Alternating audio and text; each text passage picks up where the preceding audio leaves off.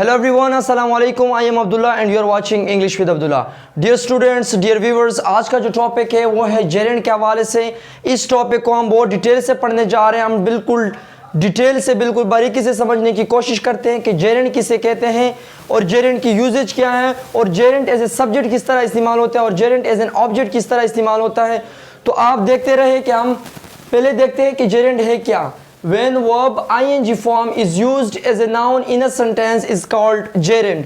जब verb की ing form जो है जिसको ing फॉर्म कहते हैं और verb की फोर्थ फॉर्म भी कहते हैं, जब वो एज ए नाउन इस्तेमाल हो जाए किसी सेंटेंस के अंदर उसे कहते हैं जेरेंड। याद रखिए कि हम ing फॉर्म को कंटिन्यूअस सेंटेंस के अंदर इस्तेमाल करते हैं। जिस तरह मैं कहता हूँ कि I am playing cricket, he is swimming, he is smoking, she is cooking, तो वहाँ पे असल में वो एक्शन को जाहिर करता है। एक्शन के बारे में हम बात कर रहे होते हैं। तो उसी वर्ब को जब हम उसको नाम देते हैं, उसको बतौर नाउन इस्तेमाल करते हैं, तो उसे कहते हैं जेरेंड।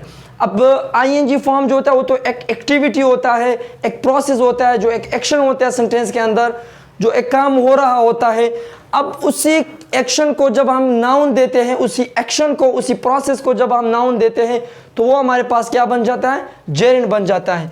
तो जिस तरह मैंने कहा कि वर्ब की आईएनजी फॉर्म जब एज ए नाउन इस्तेमाल हो जाए सेंटेंस के अंदर तो उसे जेरेंड कहते हैं। तो यहाँ पे मैंने कुछ सेंटेंस लिखे हैं। एज ए सब्जेक्ट भी मैंने इस्तेमाल किया हुआ है और एज एन ऑब्जेक्ट भी मैंने सेंटेंस के अंदर इस्तेमाल किया हुआ है। तो यहाँ पे मैंने लिखा है कि प्लेइंग इज़ माई हॉबी, खेलना जो है मेरी हॉबी है, खेलना। अब ये खेलना जो है ये एक प्रोसेस था, एक एक्शन था, उसको मैंने एक नाम दिया। अगर मैं कहूँ कि आई एम प्लेइंग हॉकी या आई एम प्लेइंग, मैं खेल रहा हूँ, अब उस खेलने को जब मैं एक नाम दूंगा, उस प्रोसेस को, उस एक्टिविटी को कि खेलना मेरी हॉबी है, वहाँ पे तो मैं एक एज एन एक्शन इस्तेमाल कर रहा था कि मैं खेल रहा हूँ। जब उस खेलने को मैं एक नाम दे दूँ, उस एक्शन को एक नाम दे दूँ, तो वो जेरेंड बनता है। जिस तरह प्लेइंग इज़ माई हॉबी, खेलना जो है मेरी हॉबी है। Smoking is injurious to health, बहुत कॉमन सेंटेंस है। Smoking is injurious to health, smoking जो है, सिगरेट पीना जो है सेहत के लिए नुकसानदेह है। अब सिगरेट पीना, मैं यहाँ पे ये नहीं कह रहा हूँ कि मैं सिगरेट पी रहा हूँ, मैंने उस एक्टिविटी, उस प्रोसेस को एक नाम दिया कि स्मोकिंग करना, तो लिहाजा उस आईएनजी को मैंने बतौर नाउन इस्तेमाल किया।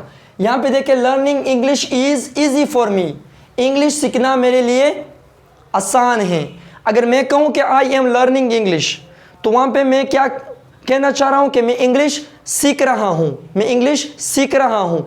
अब उस इंग्लिश सीखने को जब मैं नाम दूंगा तो वो क्या बन जाएगा? जेरेंड।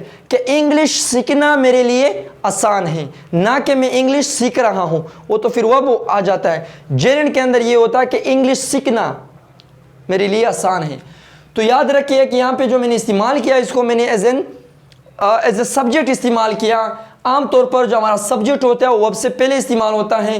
तो इसी तरह नाउन होता है, जो सब्जेक्ट होता है वो वर्ब से पहले होता है। तो लिहाजा यहाँ पे मैंने प्लेइंग को, स्मोकिंग को, लर्निंग को वर्ब से पहले इस्तेमाल किया, जो कि एक नाउन और एक सब्जेक्ट का काम कर रहा है। यहाँ पे देखें, एज एन ऑब्जेक्ट, जिस तरह एक नाउन एज ए सब्जेक्ट भी इस्तेमाल हो सकता है, एज एन ऑब्जेक्ट भी इस्तेमाल हो सकता है।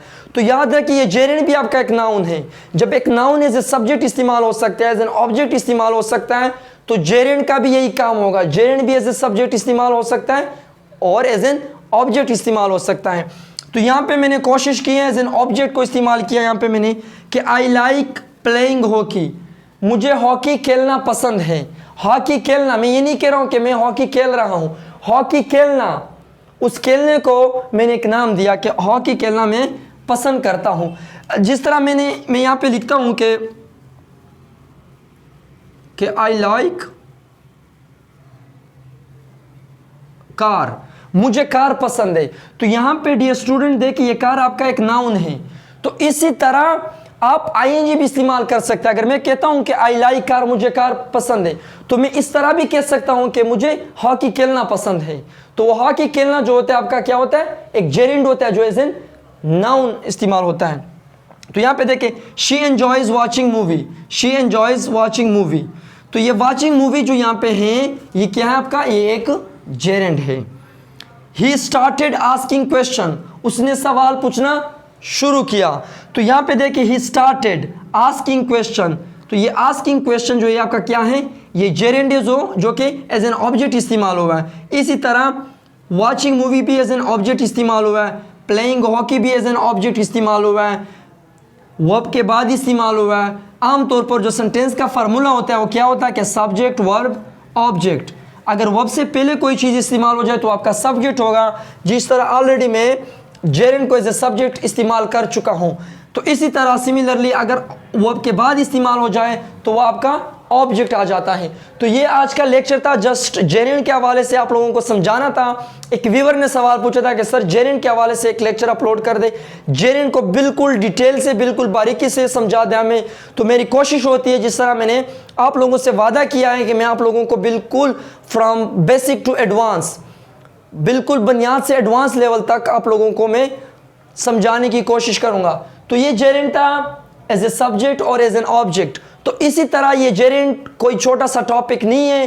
तो मैं जिस तरह स्टार्ट में भी मैंने कहा कि बेसिक से एडवांस, तो ये तो बेसिक की चीज़ें हैं जो आमतौर पर हम ऑलरेडी पढ़ चुके हैं और पढ़ते आ रहे हैं कि एज एन सब्जेक्ट और एज एन ऑब्जेक्ट। और दूसरा लेक्चर मैं अपलोड कर रहा हूँ जेरेंड के हवाले से, ताकि आप लोगों के कोई भी मसाइल दरपेश ना आए कि आप जब रीडिंग करते हैं या कोई भी पूछे आपसे कि जेरेंड ये जेरेंड है या क्या है, तो कोई भी कन्फ्यूज़न ताकि ना हो, आप उनका सामना ना करें।